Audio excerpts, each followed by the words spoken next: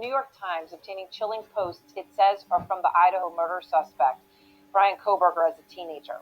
Times sharing screen grabs of the post with Outfront, in which Kohberger reportedly says he feels no emotion, little remorse.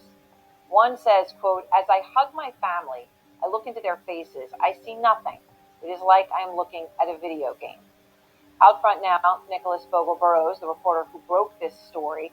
And Nick, I know that you identified and have now read through hundreds of messages from about a decade of time that you say were written by Kohberger. So this would go from the time he was a teenager all the way until now. Tell me more about what stood out to you in these posts. Yeah, so it begins with these posts on a forum website when he's about 16 years old, and he's talking about feeling a range of mental health conditions or problems with his life. He talks about not being able to feel emotions, feeling like he's detached from the world, and as you mentioned, that when he hugs his own family, he sees nothing. He also described looking at his life and going through the motions like it's a video game, and he's really hard on himself, saying he feels worthless, that he's a jerk to people in his life, and doesn't feel bad about it afterwards. He also talks particularly about his dad, saying he treats his dad like dirt, even though he thinks of him as a good guy. And this is all back when he's in about high school and his later teen years. And what we know about his life after that is that he ends up becoming addicted to heroin around the time that he graduated high school in 2013, and he's in and out of rehab. But then what's kind of interesting is after that, it seems like his life turns around somewhat. He goes to community college and starts studying psychology and starts messaging other friends about saying he's interested in studying the minds of criminals. It seems like he's found a passion of some kind in psychology and criminology. Wow. And then he ends up going, of course, as we know, to across the country from Pennsylvania, where he grew up, to Washington State last summer, and starts a PhD program in criminology there. So it's amazing to see this, and you've had a chance to read all through this, which has to be difficult. You say that one of his friends told you that Kohberger suffered from a neurological condition called visual snow, where people basically, as you describe it, see scattered dots, like sort of static on a television to people of a certain age. One of the posts you shared with us says, and I quote what you shared with us, "It's as if the ringing in my ears and the fuzz in my vision is simply all the demons in my head mocking me." What else do you know about the context there?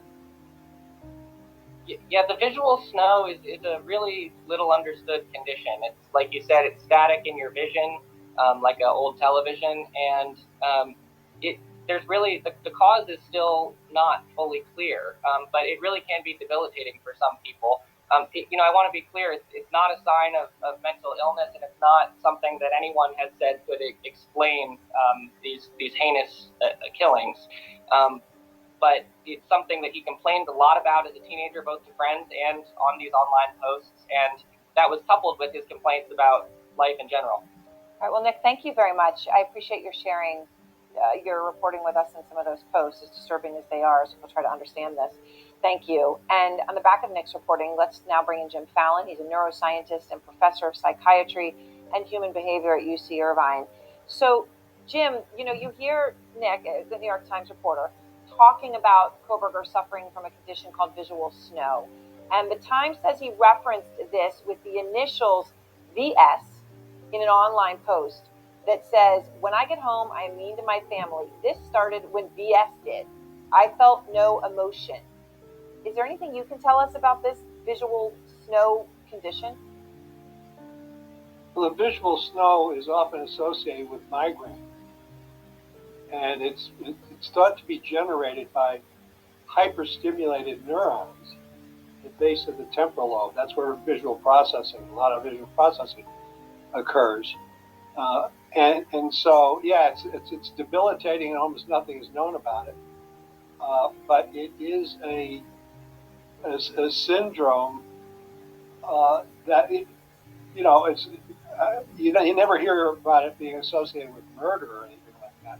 Although, if you read the rest of his posts, and it seems clear that he's got a depersonalization syndrome, And which is a type of dissociative disorder where you feel separated from yourself. and is that when you're talking about, as Nick was just saying, sort of when he looks at the faces of his family members, he just says he feels nothing? That's what you're referring to? Well, yes, you have on the top of your head right here, this area called parietal cortex, you have a GPS system. But what it does is it puts together your whole world. It tells you where your eyes are, relationship to your head, relationship to the world, and then it adds on emotion to that. And all of that apparatus in him seems to be damaged. And so he doesn't even connect with himself. So he doesn't even have self-empathy, which is extraordinary, right? And this lack of empathy toward others and himself, you often see it in psychopaths. I'm not saying he's a psychopath, but it's such a curious combination of things. But he was a heroin addict, and the heroin can trigger this dissociation, this depersonalization syndrome. It's like you're living in a dream where you're watching yourself. You can see this in schizophrenia and schizoaffective disorder, different psychiatric disorders where people feel separated from themselves. You see it in people who take hallucinogens. Yes. Where they tried, and so you see it in dream states. We've measured all sorts of dream states. You see this. And so anybody who's had these strange dreams where they're hanging over themselves or in anesthesia. And so many people have experienced this, but not all the time. They don't feel that it's occurring 100% of the time. In his case, it seems that he's living this all the time, like he's in a dream state, in a very Very disturbing. dream state. Well, Jim, thank you very much. He knows all the words.